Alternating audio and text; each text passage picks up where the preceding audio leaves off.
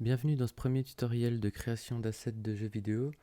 On va modéliser un baril optimisé pour le rendu en temps réel et le texturer avec Substance Painter. Alors on va commencer tout de suite. On peut supprimer le cube de base, la lampe aussi. Je vais faire Shift A pour ajouter un mesh Circle. Par défaut il a 32 vertex, nous on va en mettre 28.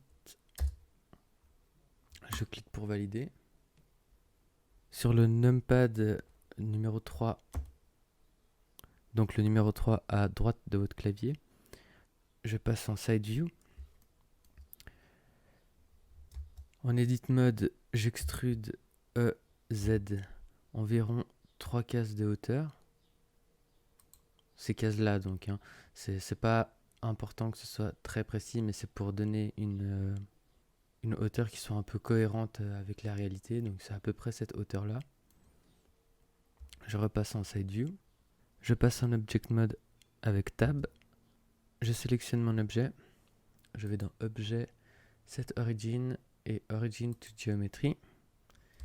En Edit Mode, je fais CTRL R et j'ajoute un Edge Loop au milieu. Je valide. Si vous avez bougé un peu comme ça, vous faites clic droit. Il va se remettre au milieu et vous faites clic gauche. En appuyant Z, je vais dans Wireframe. J'appuie la touche 3 pour passer en Face Mode ou alors vous pouvez cliquer ici. J'appuie B et je drague ma sélection X et je supprime les faces. Une fois que j'ai fait ça, je vais dans les modifiers et je vais ajouter un mirror modifier et je le veux sur l'axe Z. Donc, je mets Z et j'enclenche clipping. Alors maintenant, on va commencer à modéliser notre baril. Alors en Edge Mode, on va faire Shift Alt pour sélectionner le Edge Loop complet. On va faire E pour Extrude et S pour Scale. On va choisir comme ça notre épaisseur du baril. Comme ça, ça me paraît bien. Après, je fais E, Z pour Extrude sur l'axe Z.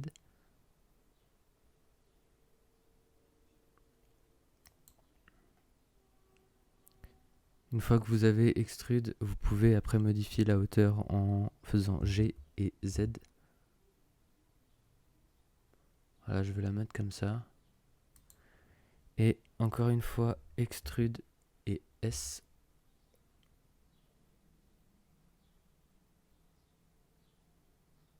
Voilà, comme ça. Et là, je fais F. Alors là, vous voyez qu'il y a un N-gun. Un N-gun, c'est un polygone qui a plus que 4 côtés. Ça peut poser des problèmes dans les moteurs de rendu en temps réel si cette partie-là vient à être déformée ou si c'est sur des surfaces courbées. Mais à partir du moment où c'est plat, les N-gun, il n'y a vraiment aucun souci. Du coup, je repasse en Side View avec le numpad 3 et je vais faire CTRL plus R pour ajouter un Edge Loop que je vais venir placer ici et un Edge Loop ici au milieu. Et je vais en venir en mettre un par là. Alors l'idée c'est que ces 3 edge loops, ça va former en fait les petits bourrelets qu'il y a sur les côtés du bidon. Et vous voyez que si je scale celui-là, ça fait pas ce qu'on veut. En fait, il faudrait, si j'annule, il faudrait qu'il y en ait un qui vient supporter de chaque côté.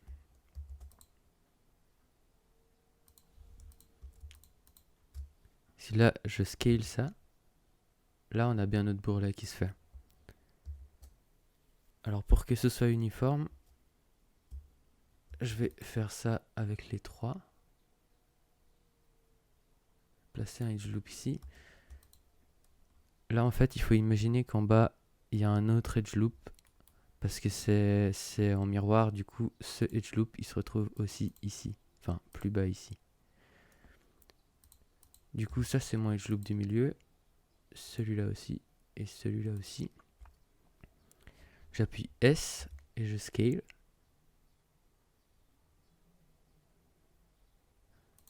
Alors, vous voyez que celui-là, il part un peu en haut. C'est parce qu'en fait, quand je scale ces trois-là, ça fait une moyenne de la position des trois. Donc, ce que je vais faire, c'est CTRL-Z pour annuler. Je vais aller ici et faire Individual Origin. Et une fois que maintenant je fais S et je scale, on n'a plus ce problème. On va mettre quelque chose comme ça. Voilà. On va venir ici en haut. Ajouter un edge loop ici. Et faire GZ et le monter un tout petit peu.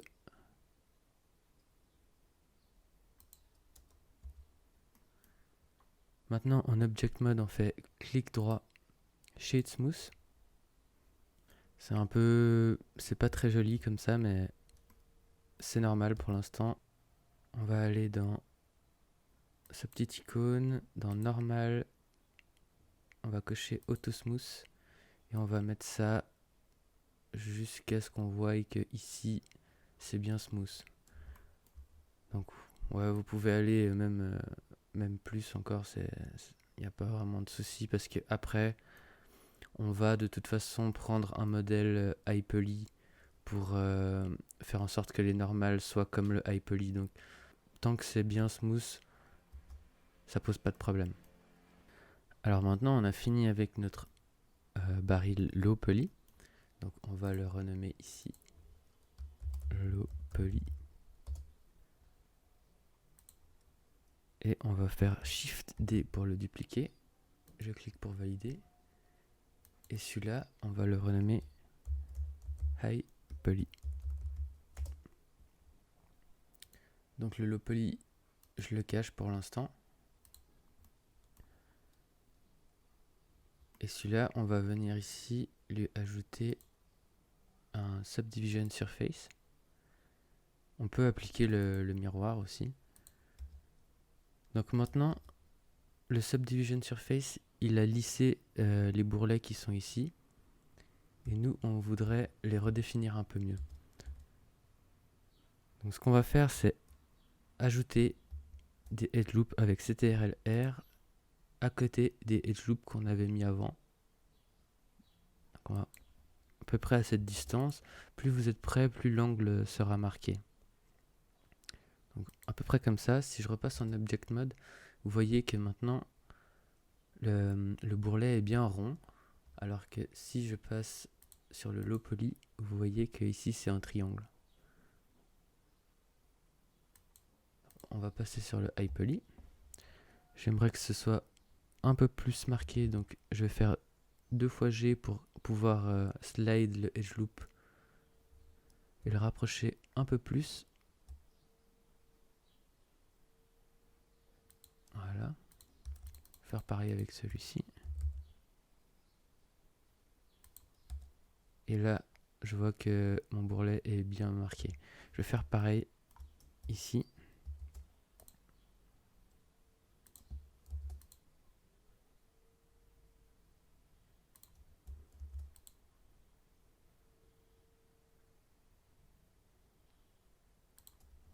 CTRL-R à chaque fois pour ajouter les edge loops.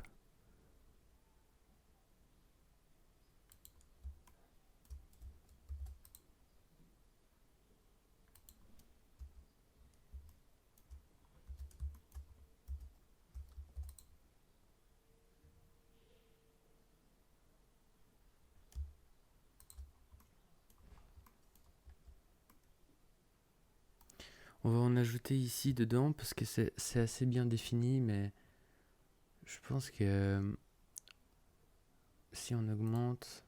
Ouais, si on augmente en fait ça va, mais je pense que je vais quand même rajouter un edge loop ici dedans. Alors là, vous voyez qu'on ne voit pas vraiment ce qu'on fait parce qu'il y a le modifier qui smooth ici. Du coup, ce qu'on va faire, c'est appuyer sur le petit écran ici, ça désactive le modifier dans le viewport. Et du coup, on voit un peu mieux ce qu'on fait. Je vais ajouter un edge loop ici et un autre ici. Je vais baisser un peu celui-là.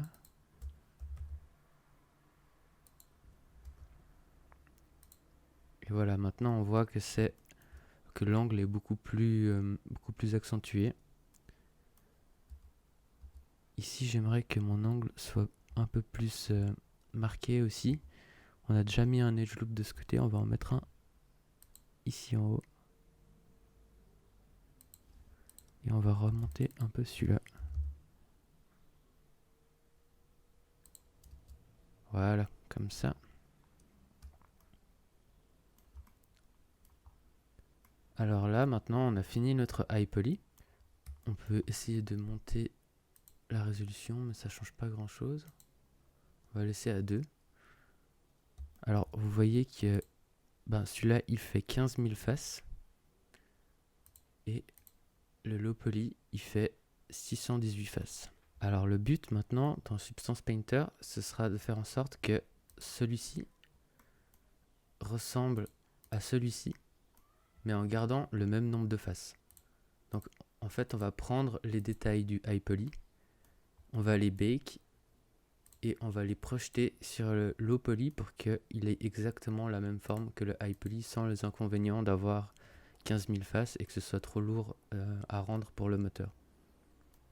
Donc maintenant on repasse sur le low poly. On va appliquer le miroir. On va sélectionner notre objet CTRL plus A et on va appliquer toutes les transformations, All Transform. Ça remet le pivot en bas, ça applique toutes les modifications qu'on a effectuées. Et maintenant on va venir ici en haut et on va cocher Face Orientation. Et là c'est en rouge. En fait, vu qu'on est parti d'un cercle et qu'on a extrude vers le haut, en fait là les normales sont à l'envers. Quand c'est affiché en rouge, c'est que les normales sont à l'envers. Et quand c'est affiché en bleu, c'est qu'elles sont dans le bon sens. Donc là, dans Blender, on le voit, mais si on met ça dans n'importe quel moteur de rendu en temps réel, du style Unreal Engine, Unity, on verra que les faces intérieures, on verra pas l'extérieur. Du coup, c'est simple, on va passer en Edit, on va faire A pour tout sélectionner et Shift N et ça tourne toutes les normales. Donc là, les normales sont dans le bon sens. On peut désactiver le Face Orientation. Maintenant, si je passe en Side View et que j'utilise mon outil de mesure, on peut voir que le baril fait 3 mètres. C'est important d'avoir des tailles qui correspondent à la réalité quand on fait des rendus parce que la lumière va pas se comporter pareil si on éclaire un objet qui fait 3 mètres ou si on éclaire un objet qui fait 1 mètre et quelques. Donc on va le scale en faisant S et on va essayer de matcher une taille de baril normale. Je dirais que c'est à peu près 1m30, 1m40. Alors là, on est un peu plus petit. On va faire S encore.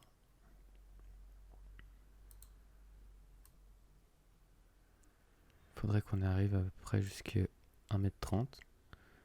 Donc S. Voilà.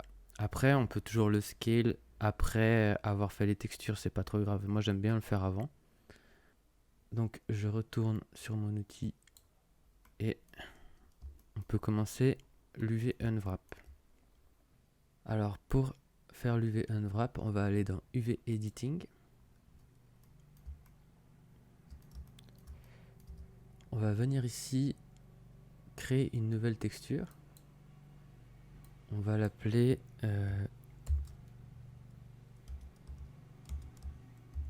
UV Check. Vous l'appelez comme vous voulez. Hein, La taille, en fait, c'est la taille de la texture, c'est pas important parce que ce sera là, on va juste créer une texture. Vous choisissez Color Grid, une texture qui va juste nous montrer les distorsions qu'il peut y avoir sur le mesh. En fait, c'est un checker. On va juste, c'est juste à titre d'indication qu'on va appliquer cette texture. Par exemple, si je crée un matériel et que dans Base Color, je choisis Image Texture, que je choisis UV Check et que maintenant je passe en Material Preview. Alors là, on voit rien, c'est normal parce qu'on n'a pas encore fait d'UV sur le mesh. Maintenant, il faut qu'on mette des sims pour dire où c'est qu'on va couper la texture. Donc, c'est souvent à des endroits dans lesquels on va pas énormément avoir de focus dessus. Par exemple, les intérieurs des angles. Donc, moi, je vais en mettre un ici et un dessous. Pour ça, on sélectionne juste les edge loops. Et après, on appuie U et on fait Mark Sim. On va quand même en ajouter, encore d'autres. Si j'appuie 7 sur le numpad, je passe en vue de haut et je vais faire Shift Alt pour sélectionner ce edge loop et celui-ci. Je vais faire U Mark Sim. Si vous avez des sims qui ont été sélectionnés et que vous voulez les enlever, vous cliquez dessus, vous faites U et Clear Sim.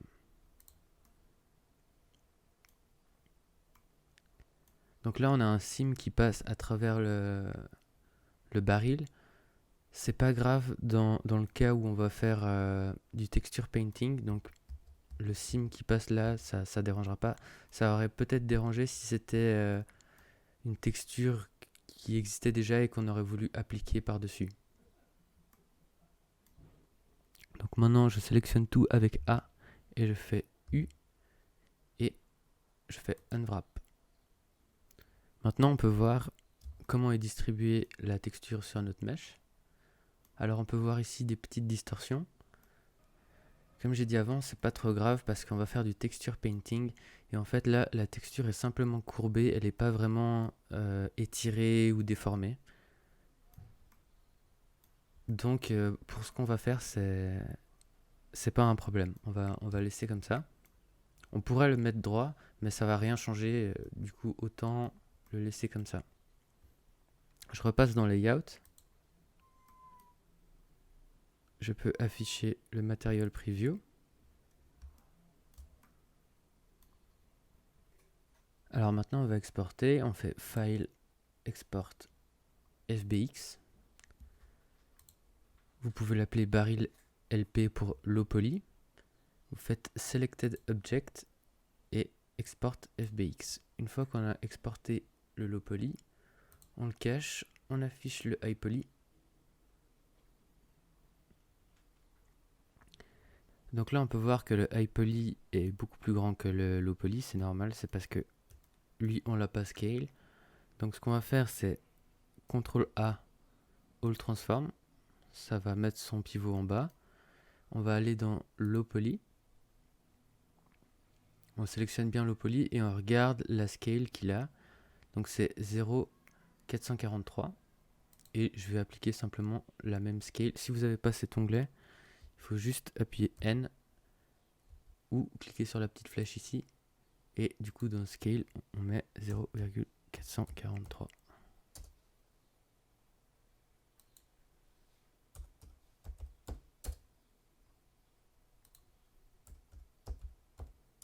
Et voilà, là, ils ont exactement la même taille et ils sont exactement au même endroit. C'est important qu'ils soient vraiment au même endroit et qu'ils aient la même taille. Sinon, ça ne marchera pas quand on voudra projeter les détails du high poly sur le low poly. Donc, il faut vraiment qu'ils soient identiques en termes de taille. Après, ça peut dépasser un peu. Par exemple, là, on voit que ça dépasse un peu. Il y a une certaine tolérance, donc ça va. Il faudrait juste pas que, par exemple, il soit comme ça. Ça ne marcherait pas. Donc, maintenant, on va cacher notre low poly et on va exporter notre high poly. Juste avant d'exporter, on va contrôler que nos normales soient bien dans le bon sens. Alors, je vais cliquer ici, Face Orientation. C'est rouge, du coup, on voit qu'elles sont dans le mauvais sens. Ce qu'on va faire, du coup, c'est appuyer sur Tab pour passer en Edit Mode. Je sélectionne tout avec A. Je fais Shift N et ça les tourne dans le bon sens. Quand c'est bleu, c'est dans le bon sens. Du coup, on peut décocher ça, passer en Object Mode et on peut exporter. File, Export, FBX. Et là, on fait baril HP. On vérifie toujours qu'on ait Selected Object et qu'on ait bien sélectionné le mesh qu'on veut exporter. Et là, c'est important de pouvoir... vous n'êtes pas obligé de les appeler HP ou LP. C'est juste important que vous puissiez différencier le low poly du high poly quand on sera sur Substance Painter. C'est juste ça qu'il faut prendre en compte. Alors voilà, on a fini la partie modélisation du baril. Dans la prochaine partie, on va commencer les textures sur Substance Painter. N'oubliez pas de sauvegarder votre projet. Et on se retrouve pour la suite.